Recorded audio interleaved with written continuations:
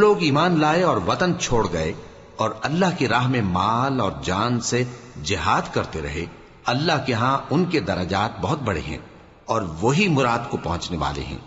ان کا پروردگار ان کو اپنی رحمت کی اور خوشنودی کی اور بہشتوں کی خوشخبری دیتا ہے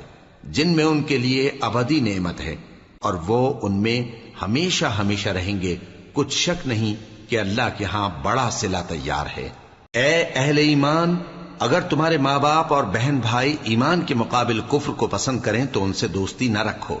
اور جو ان سے دوستی رکھیں گے وہ ظالم ہیں۔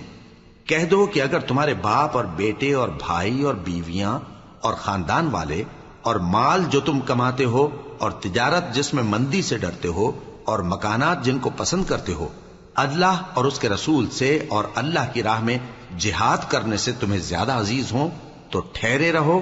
یہاں تک کہ اللہ اپنا حکم یعنی عذاب بھیجے،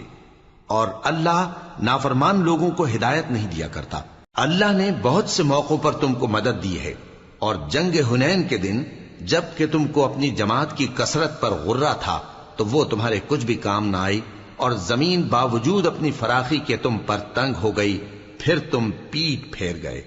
پھر اللہ نے اپنے پیغمبر پر اور مومنوں پر اپنی طرف سے تسکین نازل فرمائی، اور تمہاری مدد کو فرشتوں کے لشکر جو تمہیں نظر نہیں آتے تھے آسمان سے اتارے، اور کافروں کو عذاب دیا،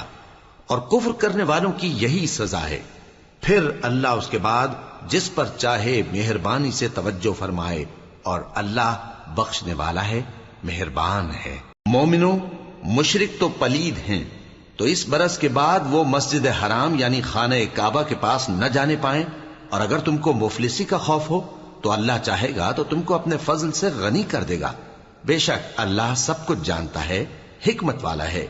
جو لوگ اہل کتاب میں سے اللہ پر ایمان نہیں لاتے اور نہ روز آخر پر یقین رکھتے ہیں اور نہ ان چیزوں کو حرام سمجھتے ہیں جو اللہ اور اس کے رسول نے حرام کی ہیں، اور نہ دین حق کو قبول کرتے ہیں، ان سے جنگ کرو یہاں تک کہ ذلیل ہو کر اپنے ہاتھ سے جزیہ دینے لگیں۔